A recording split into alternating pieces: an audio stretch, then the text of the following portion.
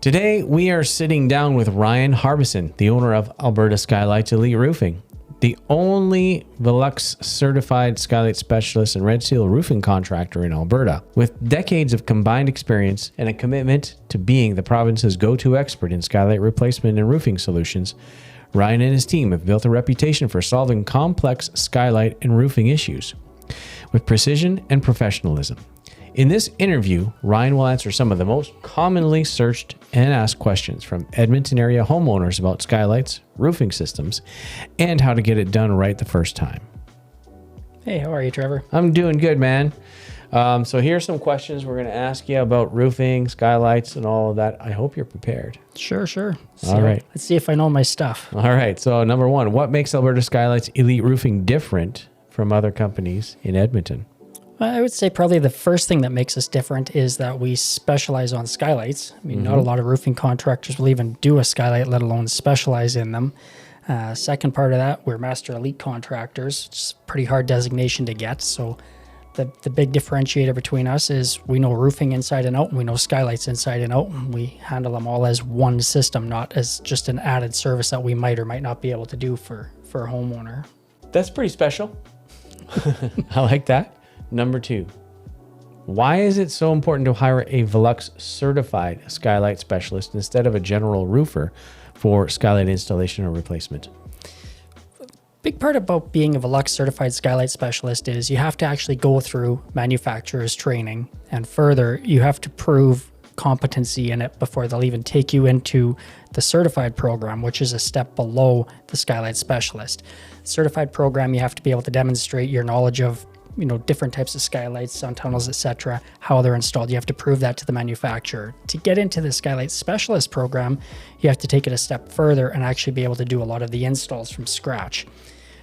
For us, that gives us a lot of knowledge that comes down to knowing not just that there's a skylight there and how it goes together, but how all the framing, the structure, the envelope, the insulation, all of those components, how they all work together. That's kind of the big benefit of having somebody who's trained and actually understands all of those things. Most roofing contractors, they understand roofing fairly well.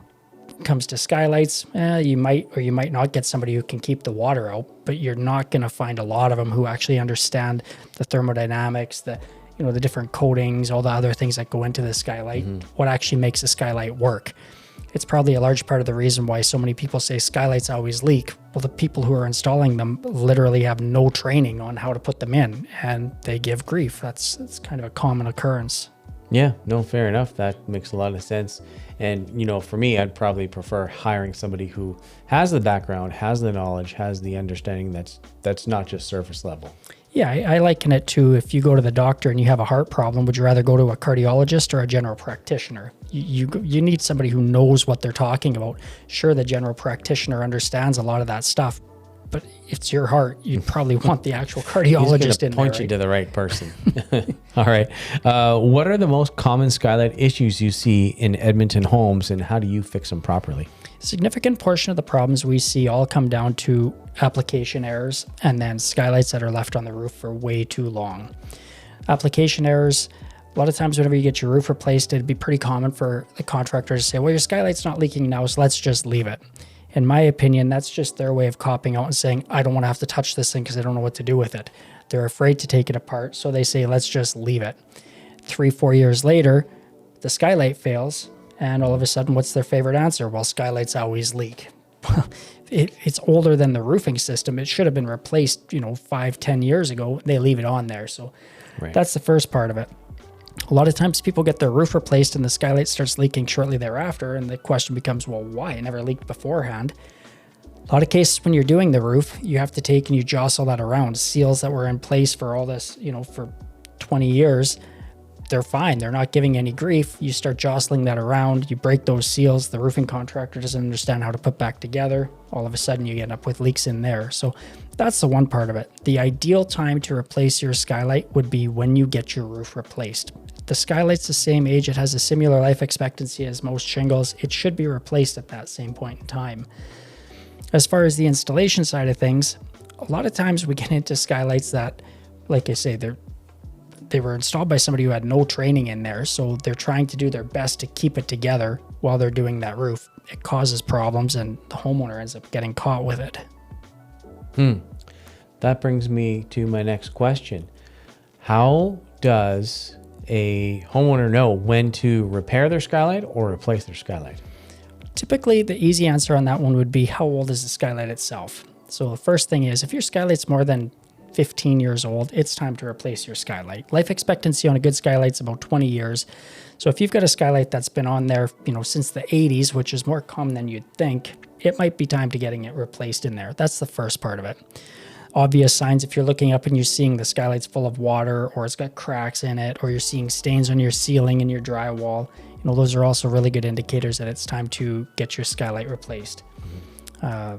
Other symptoms and signs we've seen, if bats are getting into your skylight, we've had that before.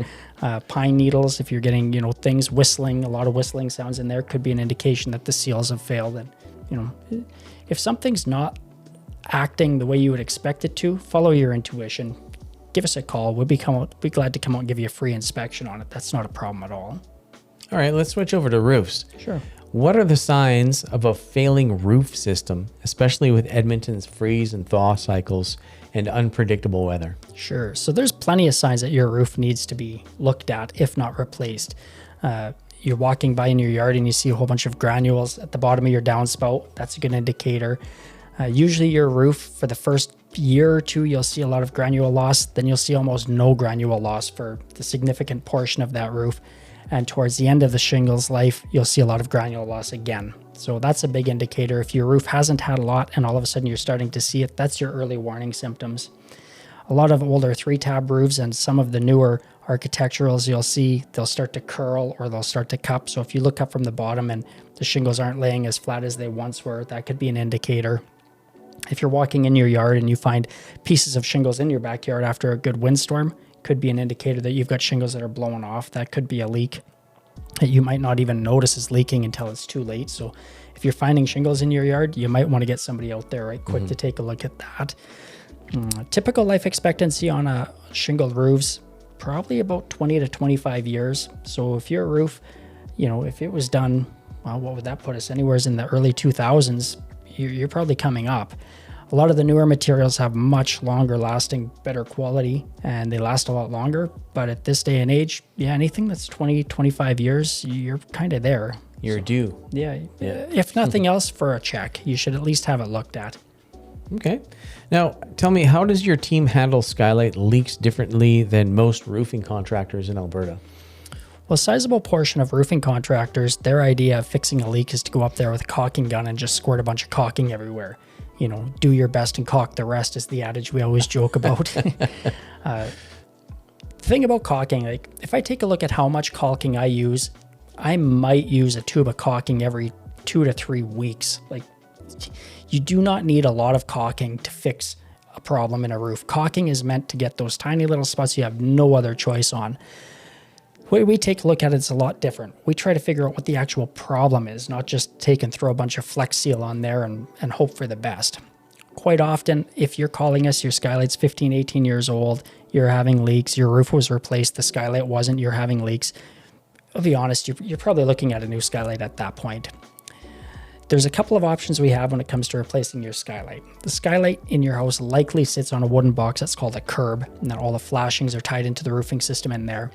The simple, easy way of fixing your roof, or your skylight in that case, would be to take the old skylight off and just put a new one on. Make it work, and that's it.